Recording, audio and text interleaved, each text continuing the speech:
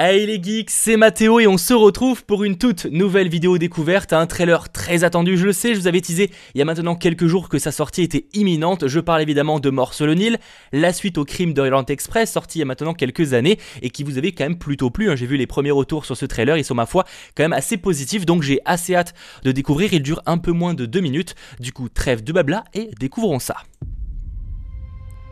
Le logo de la 20th Century Studios, ça fait toujours bizarre de voir comme ça. Même si on est habitué maintenant, mais... Le charme enivrant du désert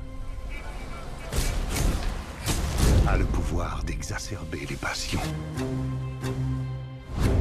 Et même Mackey? Yeah. Et Armie Hammer, je crois. Je pose la question.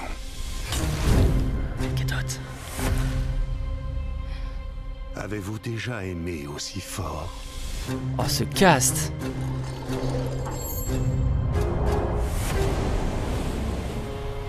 Avez-vous été en proie à la jalousie?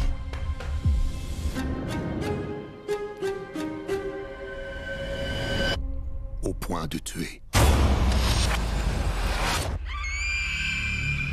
You had something to hide. Un meurtre a été commis. Should have hidden it, shouldn't you? L'assassin est l'un d'entre vous. Je ne me sens pas en sécurité. Je ne suis en sécurité avec aucun d'eux. It's too late to change events. It's time to face the consequences. J'ai mené de nombreuses enquêtes criminelles. Mais celle-ci On le voit pas encore, Hercule Poirot. restera à jamais gravée dans mon âme. Je suis le détective Hercule Poirot. Et je vais vous livrer l'assassin.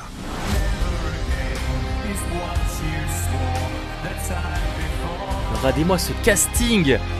Il est fou en vrai. Bon, le premier était aussi fou au niveau du casting, mais...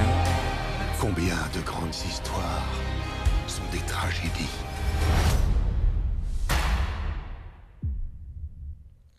Alors là c'est marrant parce qu'ils disent prochainement au cinéma, c'est au cas où, on sait jamais, il y a un retard, tu vois.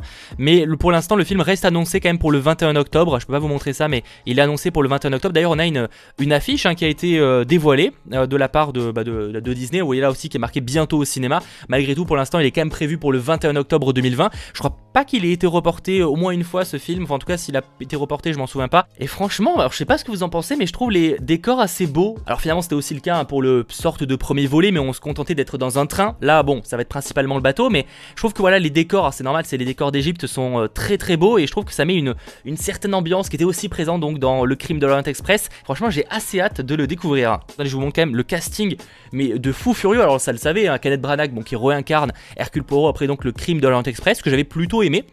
Je vous invite d'ailleurs à aller le regarder, ce film je crois qu'il est sorti en 2017, quelque chose comme ça.